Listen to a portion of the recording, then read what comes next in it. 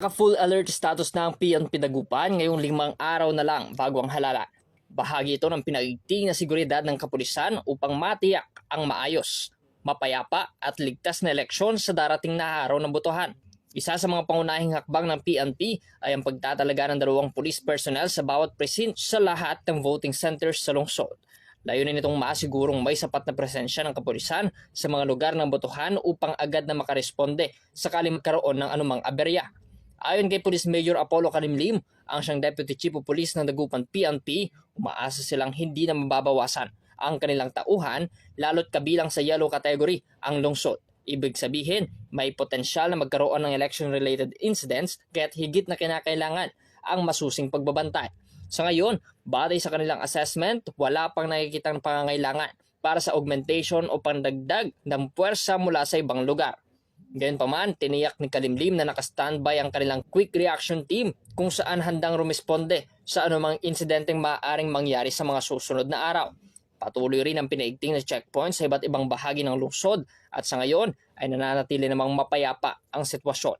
Samantala, 4 na individual na ang naaresto dahil sa paglabag sa ipinatutupad na COMELEC gun ban.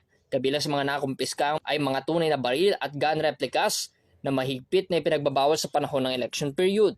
Muling ipinaalala naman ng PNP sa publiko ang kahalagahan ng pagsunod sa batas at ayon kay Kalimlim, ang mahigpit na pagpapatupad ng gun ban ay bahagi ng kanilang layunin na mapanatili ang seguridad, katahimikan at kaayusan ng komunidad habang papalapit ang halalan.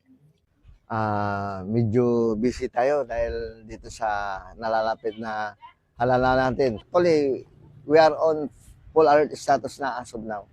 So, by Monday, magkakaroon tayo ng mga deployment dito sa ating EOR, especially sa mga 30 polling precinct or the 163 na presintong kwan.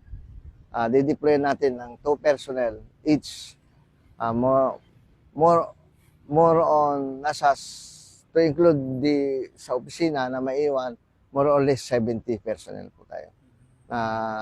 Yun nga ang naging kwan natin dito sa area natin kasi nandito na yung mga parapardala, election parapardala natin na mga gagamitin at alam ko magkakaroon ng testing yung mga BCM natin.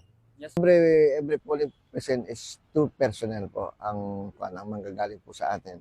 Hopefully, sana ay hindi na mabawasan yung personnel kasi magkaroon tayo ng lalo na tayo ay nasa yellow category. As of now, with regard to our assessment, wala namang augmentation na mangyayari siguro, pero yung mga augmentation dahil nasa center tayo, siguro baka magkaroon ng for emergency, mga quick reaction team. Pwede nating baka dito nila ilagak sa ating syudad ng Dagupan. Monitoring, since doon sa mga ginawa natin noon, na nagkakaroon tayo ng checkpoint at mga itong pag-search warrant natin ng mga baril sa area natin, conduct natin ng mga anti-criminality ay peaceful naman as of now. As of now, wala pang umaabot sa ating opisina na violator with regards to election campaign. Panawagan lang namin doon sa mga partido na tumatakbo sa mga posisyon sa pagkamayora, sa mga councilor. Sana po ay lalo na doon sa mga supporters, sana po ay maging mahinahon lang po sila sa kanilang pagkampanya o iwasan na lang po yung para to make it peaceful this coming election. Para sa programang Zona Libre, Patrol numero 4, Bombo Justin Ramos nag-uulat para sa number 1 and most trusted radio network in the country, Bombo Radio Philippines. Basta radyo, Bombo!